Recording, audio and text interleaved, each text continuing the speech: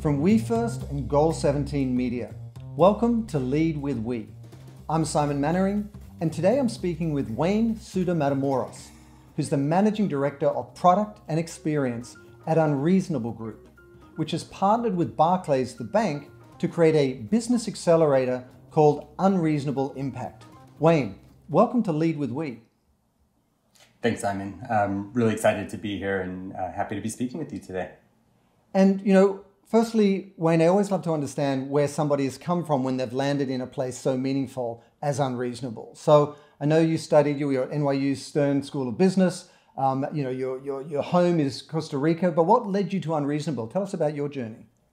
Yeah, absolutely. I mean, I think, it's difficult for anybody to predict where they're going to end up. But coming out of undergrad at University of California, San Diego, I actually went to work for Scripps Institution of Oceanography.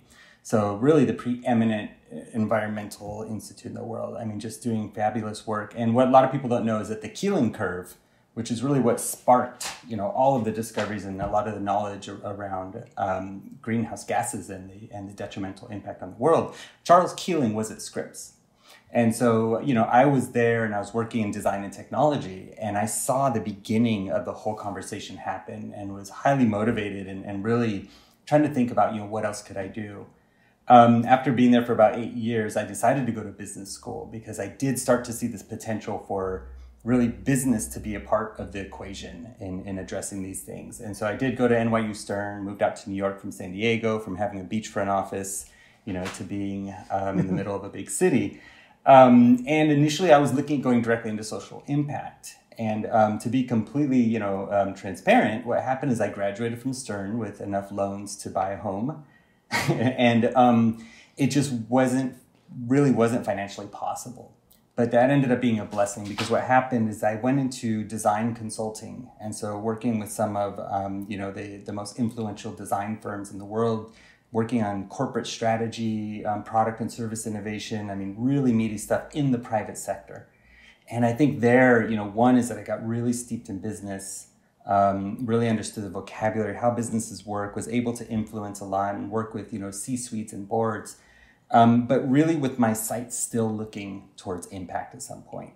And so, after, I guess it was about 12 years or so, I had started kind of making my way with Fjord, which was part of Accenture, massive consultancy. I started working on NGO and nonprofit projects with them, and then finally made the decision that I wanted to go back towards impact. I could afford it. I had learned a lot of knowledge that I wanted to apply to it, and I was just ready.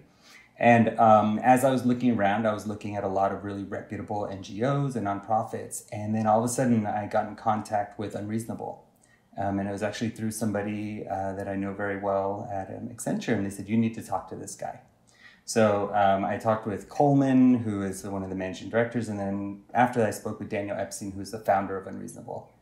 And it was one of these situations where by the end of the call, I knew I had to join. He laid out this vision of this idea of repurposing capitalism in a way that was actually going to be beneficial to the world, that was going to change the entire structure of the way businesses operate. And the way that he spoke about it was so tangible and it was so real that by the end of the first call with him, I didn't know what I was signing up for, to be honest, but I just knew that I had to do it, and it had to be with Unreasonable. I love that. It's so interesting.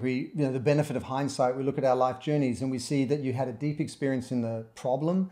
Then you had an experience of the solution and the power concentration in business. And then that led you to where you are today. But also equally powerful is just, the attraction of almost the mindset of something like an unreasonable group.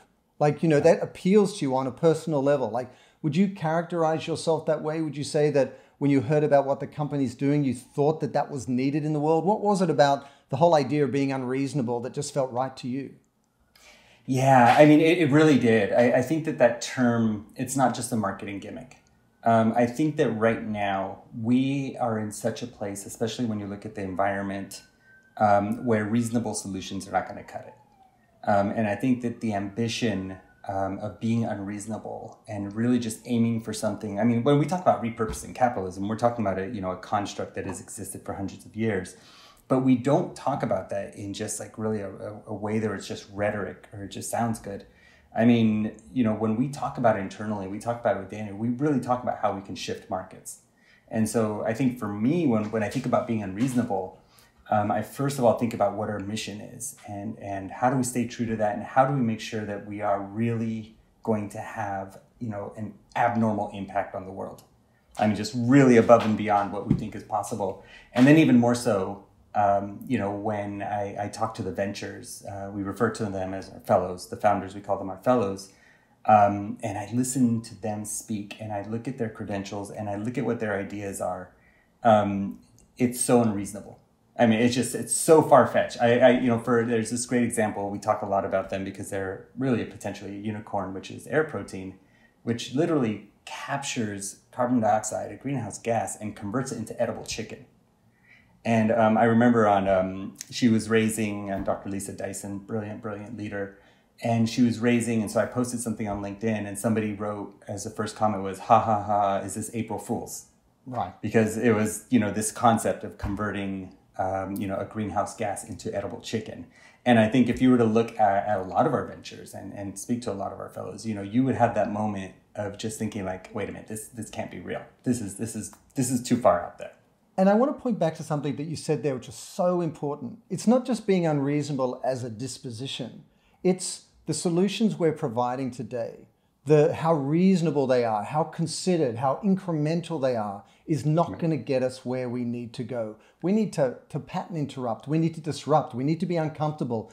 We need to, pardon the French, really annoy people and make them angry in as much as it's going to take them out of their comfort zone. And you mentioned of repurposing capitalism. Often this gets confused with socialism or communism, and is this going against the fundamental tenets of capitalism? But capitalism itself is very fungible, and it's evolved over the decades. And this is really just talking about reprioritizing what's important within it, above and beyond the shift from shareholder to stakeholder capitalism, to be even more unreasonable in terms of what we expect of ourselves. So can you give us a sense of what do you mean by being unreasonable through the lens of capitalism to kind of accelerate and scale our solutions? Yeah, no, I mean, it's interesting because if you think about capitalism and in its original form, there was also supposed to be a social good component. It really was about leveraging markets, but then there was a social good component that somewhere along the lines got lost. And it's something that especially if you were to look at from the 80s up until now, the social good component, maybe a little bit in the marketing, but in terms of a business model was not there. And so I think when we talk about being unreasonable and we look at something like repurposing capitalism, we're really looking at, how do you make social environmental good core components of the business model? And it's one of the things that with our fellows, when we're recruiting and we're bringing people into the programs, it's not just about, putting in extra 10% as a donation. These businesses depend on the impact that they have. Their business model is really, at its foundation is some aspect of environmental or social good. And this is something that, unfortunately shouldn't be, I wish it wasn't as radical as it is, but it is radical. And I think that, in our support of them, part of what we help them do is to stay true to that purpose and to make sure that they can continue to have that impact. And, when we talk about this, and this is, often what we call kind of like our community side or the whole accelerator side of our business. But we also have another part, which is the investment arm.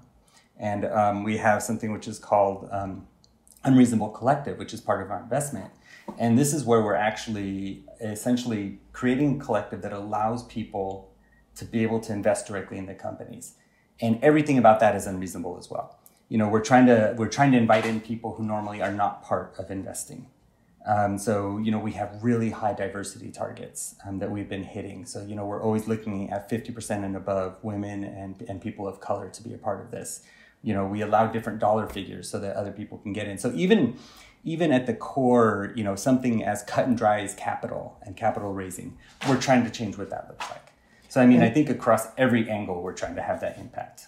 And I think that's a really important point for anyone who's listening to this that wants to make a difference out there. You've got to pull that whole idea, in your case, unreasonable, through the entire kind of value chain or value proposition of the organization. unreasonable in expectations, unreasonable in terms of your process and diversity expectations, unreasonable in terms of the aspiration. Like, you've really got to pull it all the way through. And I want to step back, Wayne, for a second and sort of explain to folks, what is the Unreasonable Group? Fundamentally, what does it do? And just to give people a sense of this, they're massive. I mean, you've invested over $6.5 billion in over 277 companies in over 48 countries. You have almost 1,000 mentors now, and you have these different areas around education, energy, water, health, tech. So give us a sense of who on earth the Unreasonable Group is and what it literally does. Yeah, absolutely. And just for clarity, so the $6 billion isn't our direct investment. It's the connections we've made that have helped to bring that investment to our fellows. Got it. We're actually quite unique in that, as I mentioned, we're part accelerator in that what we do is we bring together a cohort of brilliant founders. And what we do is we give them lifelong support. So if we were to take the Barclays examples, which really has been our anchor partner, they've been with us the whole time and have just been absolutely pivotal to our success and our growth. Barclays came to us and said that they wanted to have an impact on job growth as well as kind of the green economy and really on the world. So what we did is we worked with Barclays in order to determine what is it that we could do together. So working with Barclays, we went out and we found these incredible entrepreneurs that were just doing things that were just above and beyond what you could imagine. And part of what differentiates us in that is that they're not startups. We're not talking about 2 people in a garage. We're not even talking about 10 people in a shared office space.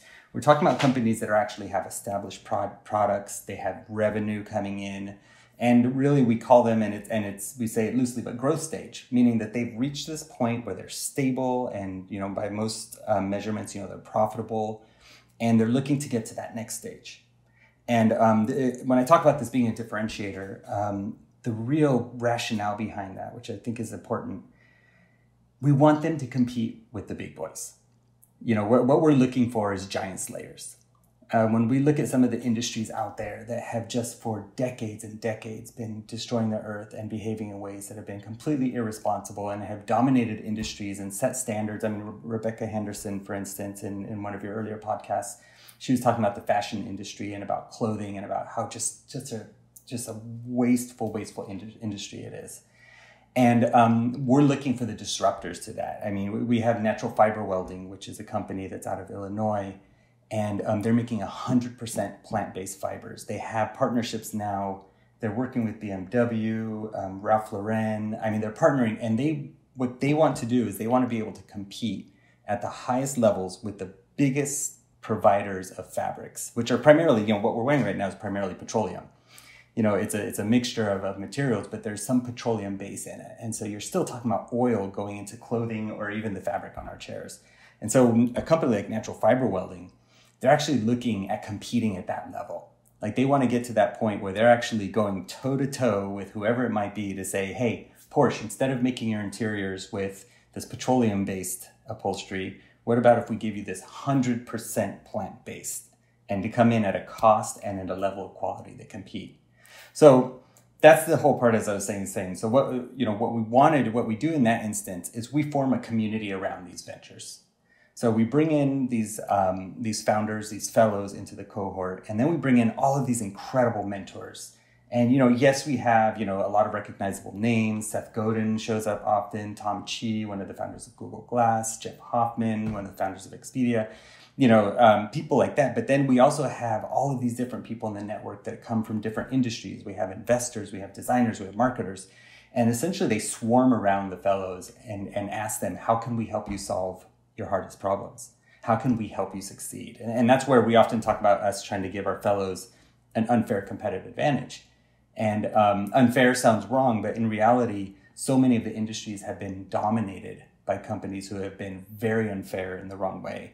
And so we want our founders, we want our ventures to be able to compete. And if that means giving them an unfair advantage, which is very unreasonable, that's what we want to do. We want them to be up there. We want them to be competing at the highest level. So really everything we do is around the fellow. And so while we have, as I mentioned, the whole community aspect of trying to help them and connect them with capital, with community, we also now, with the investment team, are starting to also directly find ways to give them capital, because the capital is what keeps the lights on. And so, we've realized that is a massive need of these companies, in addition to having the support and the network of other founders that they can lean on. I think, your point is so important, which is you've got to follow the money, because it's just naive or unrealistic to think that if people are incentivized from a financial point of view, the market forces aren't going to follow and enable. The market won't speak, as you say. I'm fascinated about the partnership with Barclays and sort of, Unreasonable Impact, because it is the power of capital, getting behind companies that are impactful. How did that partnership come about, and what are the goals specific to that? Yeah, so that was interesting because we've now partnered with them for, I believe, 5 years. So it was before my time. But, the lore carries on. And Daniel, our founder, was really instrumental in working with initially the citizenship team from Barclays. And so, it did kind of begin with the small group of people within the company who are, specifically their task is to go out and do good for the world. But so they started the program back 5 years ago. But what's been interesting is that over time, the evolution of the partnership has moved. We're still very, very, citizenship is still our primary contacts, and they're like BFFs. Trust me, they're very, very close with them. But what we've seen is that we now have people, Paul Compton, who is the head of the Global Investment Bank for Barclays, is now directly involved with what we're doing. So, we're talking about somebody who is really making decisions at the highest level and responsible for, I can't even tell you how many billions, if not more than billions, of dollars investing. He is there with us and in a way that's very real, donating time, assets, resources. And so I think, with Barclays, it's just over time, we have demonstrated success. We've demonstrated the way that we could bring ventures to them. They could bring investment capital, or even sometimes just the connections that they can bring and the credibility that they bring. And over time, the partnership is strengthened, the impact is strengthened, and it's just become something, I think, I would say even more than what could have been imagined 5 years ago. And we still have a ways to go. I couldn't agree more. It's a self-fulfilling prophecy. You do it and it enables success, which unlocks more success, which inspires more investment and so on. And I think sometimes we fail to realize that the hardest bit is just getting off the ground, committing to it, making that leap of faith, making that initial investment, enabling those first young companies. With regards to this Barclays partnership and the Unreasonable Impact program, what are some of the problems that they're specifically solving for? Is there sort of like a spectrum that they're focused on, or do they sort of self-qualify? What type of companies are in the mix? Yeah, it's quite broad, to be honest. Because, it is very much around kind of what we would call the green economy. But where does that stop and start? And so, as I mentioned, there's, these examples I cited in terms of 80 acres, and Upside Foods, which was Memphis Meats, which are kind of in the agriculture and food space. We have Zero Mass Water, who is essentially a company that can produce water out of the air, that you can set up panels and you can extract water from the air, even in the desert. They did a project for the Navajo reservation and extract water. You have, right now, actually, Barclays just sponsored a collaboration grant for us. And the alumni fellows came together, and we have a company called Lancetech and another one which is called 12, Lancetech, and 12 both essentially do carbon capture and convert it into usable molecules. But they teamed up based on this grant, and they're going to be producing PPE. And so they're going to actually, again, something sounds science fiction-like, but capture CO2 from the atmosphere and convert it into something that's going to be useful for the current COVID situation. So this is the whole Barclays COVID grants that they sponsored. So, this is where these intractable problems are so interconnected, and whether it's fashion, whether it's agriculture, whether it's, energy and fuel production, all of these things just link. And so, yes, there is a focus in theory, but in reality, when you bring a company that's doing something that's truly transformational, it's easy to convince and to say, hey, maybe we weren't in agriculture so much, but look at 80 acres. They're growing healthy food in the most sustainable manner possible. And this affects how many millions of people who don't have access to it. And so the boundaries are quite fuzzy, I would say. And, for those listening, to your point, it can sometimes sound like science fiction. You're kind of like, wait, we're making chicken out of air? How does that even work? But I think, can you give us a sense of the shape of what it looks like? Because what I'm hearing is that business has really been at cross purposes with humanity and the planet for a long time, if we really oversimplify. And now we're looking to repurpose business to better serve humanity and the planet and therefore our future.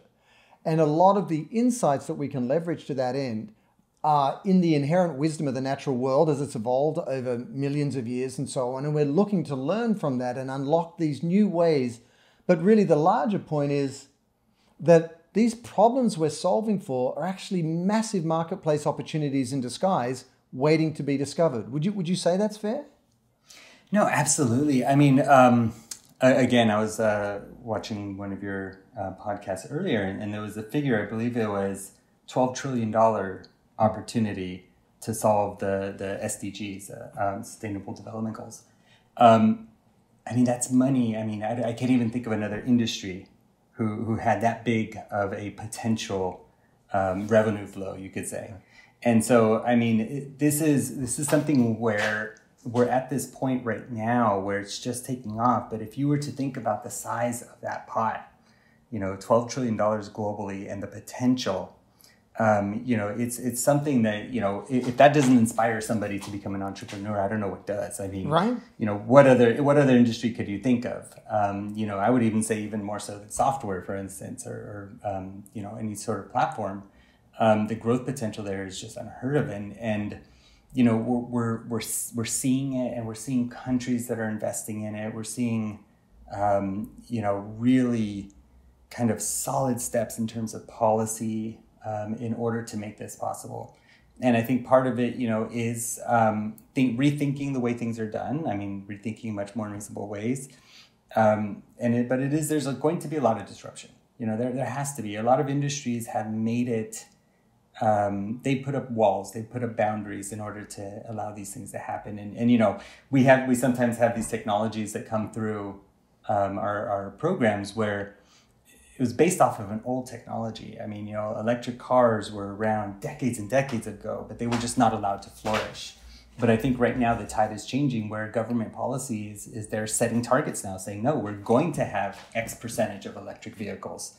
So I think, taking down these barriers is going to be opening up markets in big ways. And I think that these companies, like I said, these radical companies, these unreasonable companies, whether they're part of our program or not, but companies that are out there that are really pushing into new territories, rethinking the way things are done, together with investors who are seeing this opportunity. And, we always hope the investor has their heart in the right place and really is impact minded.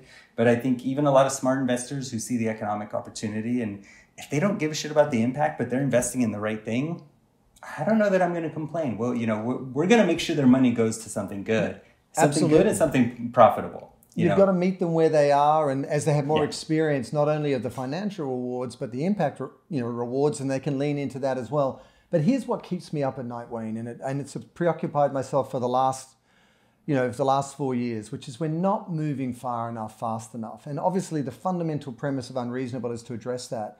But I know you've got a program called Impact Squared, and I'd like to understand that more, because it's kind of like there's one shift from kind of doing less bad to more good, but there's a much faster shift that needs to happen if we're going to meet these challenges we face in time, because these timelines are contracting towards us. So tell us about Impact Squared. Like, how are you exponentially taking this to the next level? Yeah, I mean, Impact Squared, as you said, it's just all about trying to accelerate this. And this is where a lot of the collaborations come in, because what we found, as I mentioned before with 12 and with Lanta Tech, that sometimes our companies are very strong in their industry and in their niche. But when they start to bridge across and they start to connect with each other is when the real magic happens. I think that, with 12 and Lanta Tech, two technologies which they could be competitors, but instead they've actually decided to join up, and they've decided to do something together that's going to have, potentially life-saving impact across the globe. And so I think the idea is, how can we start now to form these networks and kind of collaborations between, radical entrepreneurs that are doing things so that they can come up with even more. So the idea is, bring them together and have them do magic that goes above and beyond what they could have expected and what we could have hoped for. And help me understand this, two sides of the same coin. From the sort of pattern recognition you get when you look across all the different companies that Unreasonable Group is invested in, give me 2 or 3 examples of what are those commonalities they have, those common characteristics that make them successful, A, to be part of your program, but B, to be solving for these big issues. So just some defining qualities that you've seen across these companies. And then also the type of support that you provide for them. What are the typical ways that it shows up? How do you help them grow? Yeah, so the characteristics, I think, as I mentioned before, one is impact at the core of what they do. Again, it can't just be something that's a secondary effect. It has to really be central to their business model, to the point that their success is dependent on the impact that they can have. So, I think that's one. And I think with that, what we see is passion. Is that, I think by their nature, entrepreneurs have passion. But when they come, it's not just this passion for their business, but it's this dual passion for they, in the same sentence, they talk about profitability, and about EBITDA and everything. And then in the next sentence, they're talking about how many people they've actually had an impact on. So really there's this, parallel passion that they bring and which is, as I said, we look for it, but it's difficult. And this is to get to your second point around how we support, just by connecting like-minded entrepreneurs who, I'm telling you, we have people who are PhDs in physics from MIT, cardiologist, is the founders of Upside Foods. We have people who are absolutely brilliant. They could have just gone the commercial route easily. And who knows, they might have already had their business, listed on the market. But it really is that fundamental belief and bringing that brilliance and meeting other people like them that have both the brilliance and the belief. So a lot of the support that we do, it's interesting. We facilitate the connections between them. And often what we found is that 2 entrepreneurs who are impact, have impact ventures, they get together and all of a sudden they can talk about these things that they've never been able to talk about in another accelerator.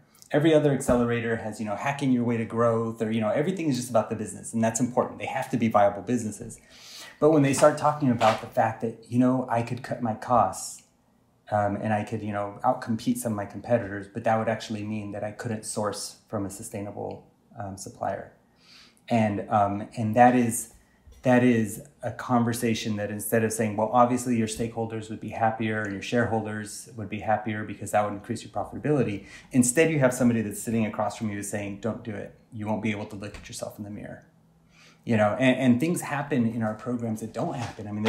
There was one where a few years ago where there was an entrepreneur who was, very dedicated, but getting to the point where he was finding it really difficult to continue with the purpose as well as the business. And he was actually convinced through the program to wind his business down. And we don't see that as a bad thing. In any other accelerator, that would be absolute failure. That would be seen as what are you doing? You failed. For us, that was actually the best decision for his well-being and as well for really the purpose of what we wanted to help him do. And so I think it's often, we provide, brain trust where we bring together all of these brilliant mentors in order to solve a problem. We have master classes where we have luminaries speak to them and give them advice. And all those things provide tremendous value. But I have to say the platform or the community of other fellows like them that have gone through and are going through similar challenges. And as I said, these dual challenges, either one of those is a massive challenge, whether it's the impact or whether it's the financials, massive challenges. But having other people there who can actually comprehend and deeply understand how much more difficult that is than running just a business focused on profitability. We often find, and a lot of the feedback we hear is, it was so wonderful to connect with other people like me going through the same challenges.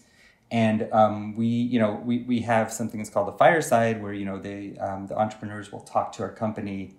We have this once a month and tell us where they are and what's working. And often what they tell us is that they still get together with the same group that they met 3 or 4 years ago in an Unreasonable Impact program. And they still get together and they still talk about things that are really deep and difficult and often emotional. And they say that the connections they made in our programs are often the most valuable thing that could have happened to them. And we love that. I completely agree. As a CEO of a purposeful company, it's the peer-to-peer support. When you reach out to people you know who care about the same things that make all the difference. And I want to ask you to provoke in that unreasonable mindset those listeners who are, sitting there on the fence and saying, listen, we see that there's a lot of problems out there. We don't feel like we can do anything about it. There's so many forces working against us. We hear about companies being purposeful. We hear about this movement towards regenerative business where we restore the natural systems and so on. But it's really, I'm sitting on the sidelines. I'm on the fence. What would you say to them based on your line of sight and the effect that the Unreasonable Group has had? Like, how would you encourage them, or at least share with them why they should get involved? I mean, I would say from many different angles, it's interesting. I was thinking about it. The best analogy I can think of is imagine that back in, 1994, you could see the entire digital revolution coming. And if you were to think about all the different ways that you could get involved in terms of the products you buy, in terms of the investments you make, in terms of the place that you choose to work, it's like that. This is what we're seeing now. I mean, this isn't hyperbole. It's like I truly believe, and market trends are indicating it. We're at this moment right now when you're looking at what you're buying, how you're investing. Even if you have 401ks or investments through work, it's like, are you asking them where they're investing? And yes, I hope that it truly is about the impact, but then as I mentioned before, even about the potential for growth.